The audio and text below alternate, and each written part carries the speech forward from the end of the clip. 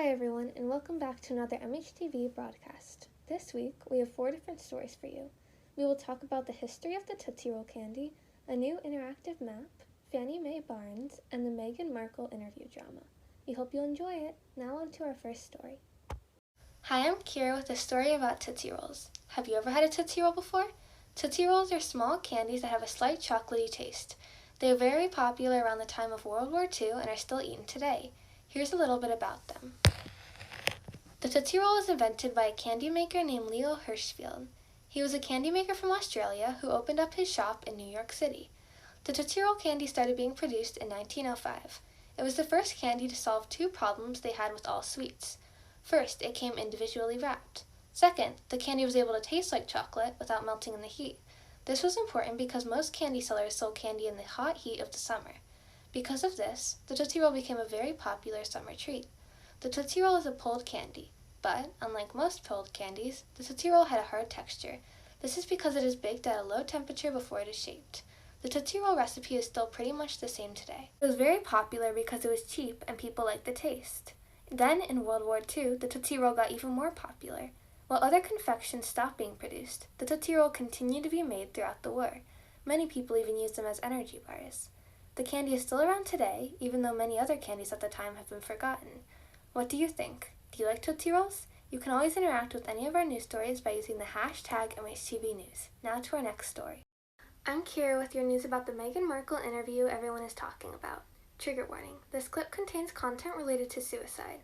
If you are not comfortable with that, please do not listen to the clip of the video. In the past few weeks, everyone has been talking about the 2 hours Oprah Tell-It-All interview with the Duke and Duchess of Sussex, Meghan Markle and Prince Harry. The interview talked about many topics including the gender of their baby, the fake news in the tabloids, and family drama. You may have heard about the Meghan Markle interview and noticed some of the problems the royal family has gone through. She talks about the lack of support and issues including race. Things that some people took off the interview were that in the interview, Meghan Markle stated that she was having suicidal thoughts.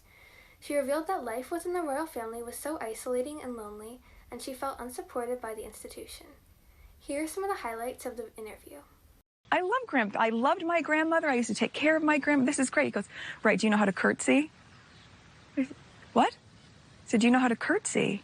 Now, I thought genuinely that was what happens outside. Yeah. I thought that was part of the fanfare. I didn't think that's what happens inside. And I said, but it's your grandmother. He goes, it's the queen. Wow. There was also a story, did you hear this one, about you making Kate Middleton cry? This I heard about. The reverse happened. A few days before the wedding, she was upset about something pertaining to, yes, the issue was correct, about flower girl dresses, and it made me cry, and it really hurt my feelings. You didn't make Kate cry. Kate made you cry. She apologized, okay, and I've forgiven her, Archie. And they were saying they didn't want him to be a prince or a princess, not knowing what the gender would be, which would be different from protocol, and that he wasn't going to receive security. What? So we have in tandem the conversation of he won't be given security, he's not going to be given a title, and also concerns and conversations about how dark his skin might be when he's born. What? And you're not going to tell me who had the conversation? I think that would be very damaging to them. Okay. I just didn't want to be alive anymore. You can tell her. No, go for it. No. It's a girl. Oh, Dad. But now, now we've got our family. We've got, the 4 of us and our 2 dogs, and Done. It's great. Done? 2 is it?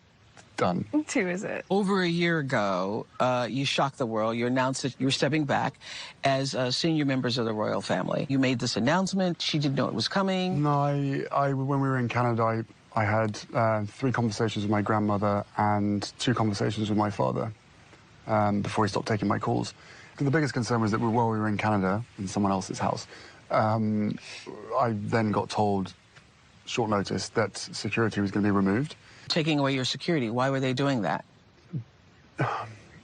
Their justification is a change in status.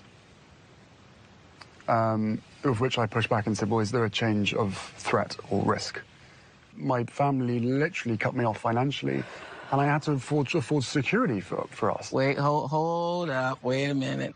Your family cut you off? Yeah, in the first quarter of 2020. But I've got what my mum left me, and without that, we would not have been able to do this. Was the move about getting away from the UK press, because the press is, is everywhere, or was the move because you weren't getting enough support from the firm? It was both. Both.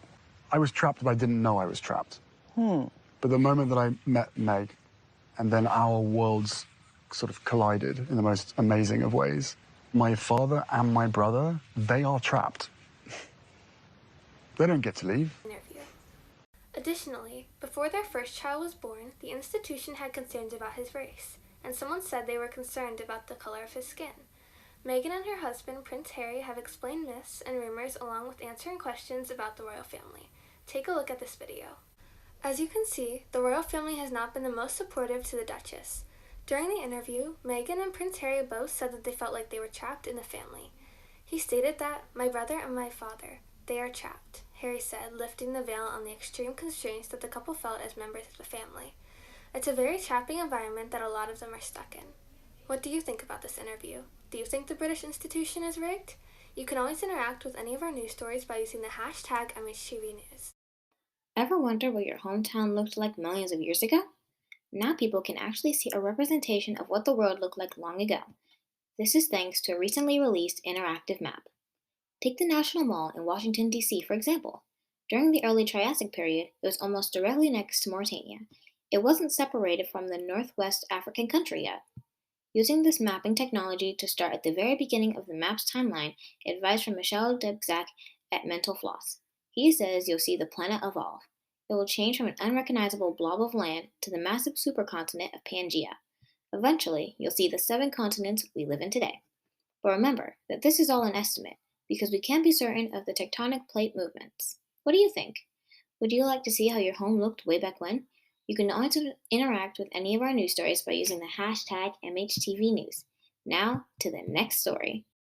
Hi, I'm Kenza with your next news story. The cable car system in San Francisco was opened in 1873. It was originally built to transport people on the steep city streets of the Bay Area. Heavy metal cables pull bus-sized vehicles up and down the roads. By 1906, there were over 600 cable cars operating.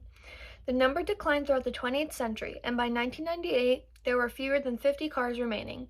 This is when Fannie Mae Barnes became a trailblazer in San Francisco transportation. In 1997, she began taking the city's 25-day course in how to be a cable car grip. At that point, no woman had ever made it past the very first day of the course, but Barnes not only made it to the second day, she made it through the whole course. In 1998, she became the first female gripman in the history of San Francisco's cable car system. Barnes had been a conductor for 6 years before deciding to try for the gripman position. And when she saw the advertisement that the system was looking for men of steel, she said, "Come on, it's time they got with the program and found a real woman to do the job." To prepare for this course, she needed to do a lot of weight training, and after she got the job, she said, "I've got the coordination, the strength, and the mental toughness. It takes a lady's touch. Easy does it." Her supervisor, Leonard Turner, said Barnes will be a first-class operator and did better than most of the men during her 25-day line training. He said nearly 80% of all men who tried to join the elite crew of 76 drivers can't cut it in. In 2002, Fannie Mae Barnes was given the honor to be one of the torchbearers for the Olympics. We here at MHTV salute trailblazing women breaking glass ceilings in every profession. Well done, Fannie Mae Barnes. We hope you enjoyed the show, and we'll see you next time. That's all the stories for this week. Don't forget to use the QR code if you'd like to contribute ideas for future stories. Thanks for watching, and we'll see you next week.